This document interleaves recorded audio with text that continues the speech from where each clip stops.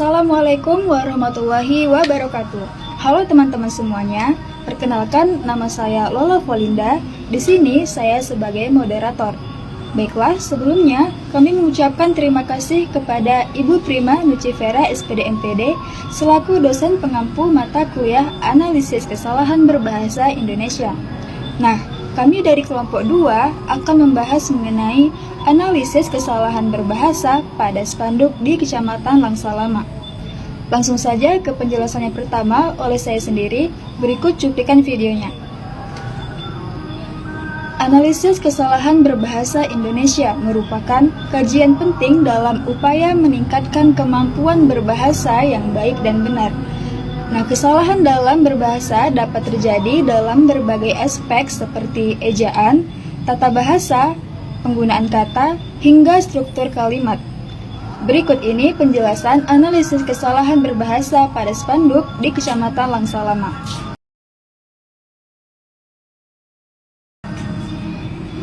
Analisis pada spanduk yang pertama yaitu kesalahan pada kata kos. Dalam penggunaan bahasa Indonesia sehari-hari, seringkali kita menemui kata kos yang sebenarnya merupakan hasil dari kesalahan berbahasa. Kata yang tepat adalah kos. Pada kata kos, terdapat kesalahan karena adanya penambahan fonem, yaitu fonem T. Kesalahan fonem terjadi ketika terdapat penambahan, penghilangan, atau penggantian bunyi dalam suatu kata yang mengakibatkan perubahan makna atau penggunaan yang tidak sesuai dengan kaidah bahasa. Nah, dalam kasus ini, penambahan fonem T pada kata kos menjadi kos adalah contoh dari kesalahan penambahan fonem. Selanjutnya, kesalahan pada spanduk yang kedua yaitu pada penulisan kata mi yang seharusnya ditulis mi. Nah, kesalahan ini muncul karena penambahan fonem e yang tidak diperlukan. Nah, kesalahan penulisan kata mi menjadi mi seringkali terjadi karena pengaruh dari bahasa lain seperti bahasa Hokkien atau Mandarin, di mana kata tersebut memang dieja sebagai mien. Namun, dalam bahasa Indonesia, ejaan yang benar adalah mi tanpa tambahan fonem e. Selanjutnya, spanduk yang ketiga terdapat dua kesalahan. Yang pertama, kesalahan penggunaan pada kata cabe. Kata cabe sering digunakan dalam percakapan sehari-hari, terutama di daerah-daerah yang terbiasa dengan dialek tertentu. Nah, kata ini lebih singkat dan dianggap lebih mudah diucapkan. Menurut Kamus Besar Bahasa Indonesia atau KBBI, kata yang benar adalah cabai. Nah, ini merujuk pada buah dari tanaman yang sering digunakan sebagai bumbu dalam masakan. Selanjutnya, kesalahan pada kata ijo. Kata ijo lebih sering ditemukan dalam dialek Jawa dan beberapa daerah lain di Indonesia.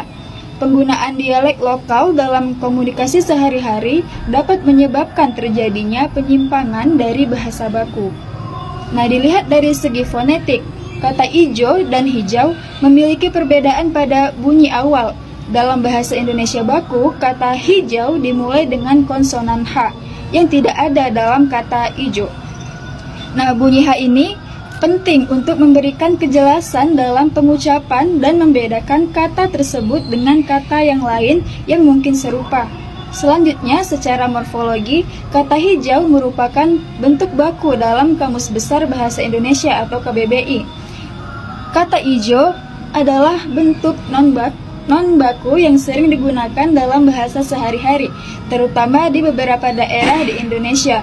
Nah, penggunaan kata non-baku ini bisa dipengerti dalam konteks informal, tetapi tidak dianjurkan dalam situasi formal atau akademis. Selanjutnya akan disampaikan oleh teman saya.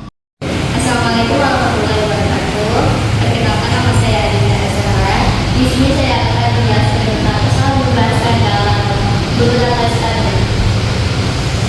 Yang pertama ada spanduk C dari Indonesia.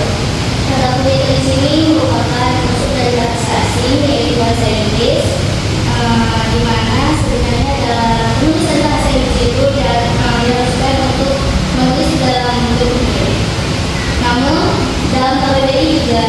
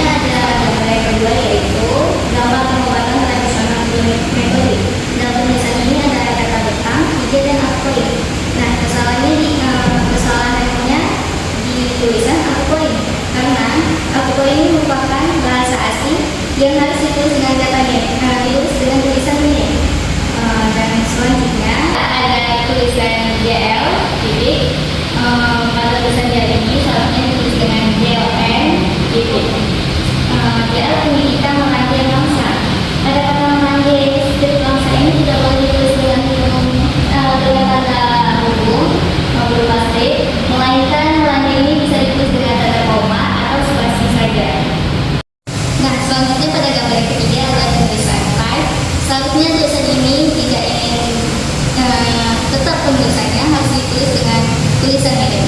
Karena type ini dalam bahasa Indonesia juga memiliki penulisan tipe.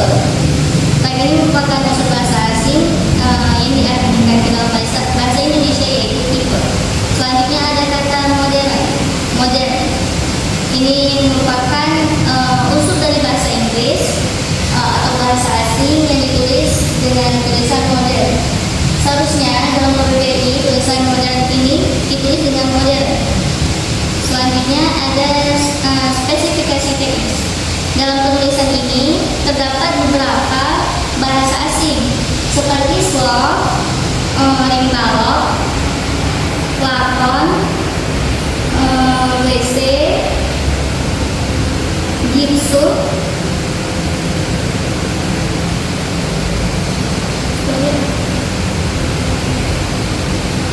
dan yang terakhir yaitu sanitary. Dalam beberapa tulisan ini juga sudah ditulis dengan tulisan miring. Sebaiknya semua yang ada di sini ditulis dengan miring karena banyak mengandung unsur bahasa asing.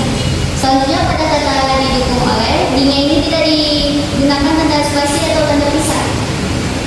Selanjutnya ada tulisan kota person merupakan unsur dari bahasa asing yang diartikan dengan nomor yang bisa dihubungi. Kata ini seharusnya ditulis dengan kata miring atau bisa dibuat dengan tulisan nomor yang bisa dihubungi. Assalamualaikum warahmatullahi wabarakatuh. Perkenalkan, nama saya Naswa Natasha dari kelompok 2. Baik, di sini saya akan menjelaskan kesalahan berbahasa pada spanduk. Di gambar pertama, spanduk di atas memiliki 2 kesalahan pada berbahasa, yaitu pertama hakikat. Seharusnya tidak menjadi hakikat tetapi akikah. Dan yang kedua yaitu adapun penyingkatan kata seperti YG. Seharusnya tidak disingkat tetapi menjadi yang. Dan adapun gambar kedua yaitu kesalahan di dalam spanduk juga, yaitu seperti rahasia kos. Adanya kesalahan pada kata kos, di mana seharusnya tidak menggunakan T tetapi menggunakan S saja, tidak pakai T di dalam kata kos tersebut. Dan adapun penyingkatan kata di dalam spanduk itu KM. KM seperti kamar mandi. Di situ seharusnya tidak harus disingkat tetapi harus dijelaskan KM itu apa, seperti kamar mandi. Itu dapat untuk memperjelas si pembaca spanduk. Assalamualaikum warahmatullahi wabarakatuh. Saya Dimas Diaksa. Di sini saya akan menjelaskan analisis kesalahan berbahasa dari gambar yang saya dapat. Pada kesalahan pertama dapat ditemukan penulisan kata nazir yang mana artinya adalah penerima, dan seharusnya kalau kita lihat di dalam KBBI itu kata nazir ditulis dengan nazir dengan menghilangkan huruf H-nya. Kemudian kesalahan yang kedua itu ditemukan kesalahan penulisan masjid, karena kata masjid ini merupakan kata yang tidak baku dan kata yang bakunya adalah masjid. Kemudian